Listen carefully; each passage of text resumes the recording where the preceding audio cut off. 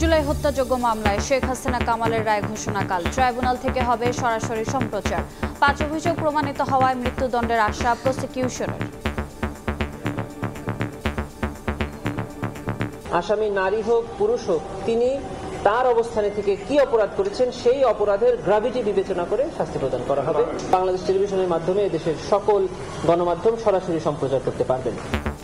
দেশের বিভিন্ন স্থানে যানবাহনে আগুন, ককটেল নিক্ষেপ, মাদারীপুরে গাছের গুঁড়ি ফেলে সড়ক অবরোধ।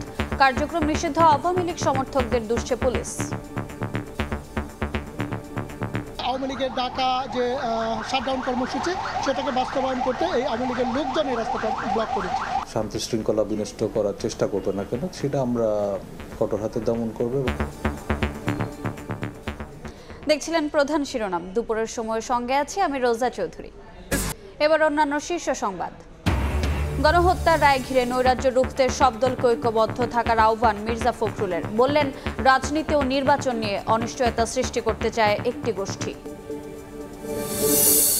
প্রশাসনের পছন্দ মতো রদবদলে নষ্ট হচ্ছে লেভেল প্লেইং ফিল্ড। অভিযোগ জামায়াতের। খুশি করা হচ্ছে একটি দলকে। সরকারকে নিরপেক্ষ থাকার আহ্বান ৮ দলের। নির্বাচন গ্রহণযোগ্য ও স্বচ্ছ করতে সবার সহযোগিতা চান সিইসি। লেভেল প্লেইং ফিল্ড নিশ্চিতে কাজ করছে কমিশন। রাজনৈতিক দলগুলোর সঙ্গে দ্বিতীয় দিনের সংলাপ। রাজনৈতিক অস্থিরতায় সংকটে পোশাক শিল্প। নিরাপত্তা বিবেচনায় কারখানা পরিদর্শন স্থগিত ইউরোপীয় বায়ারদের। রফতানি স্বাভাবিক থাকলেও দাম কম পাওয়ার দাবি বিজিএমের।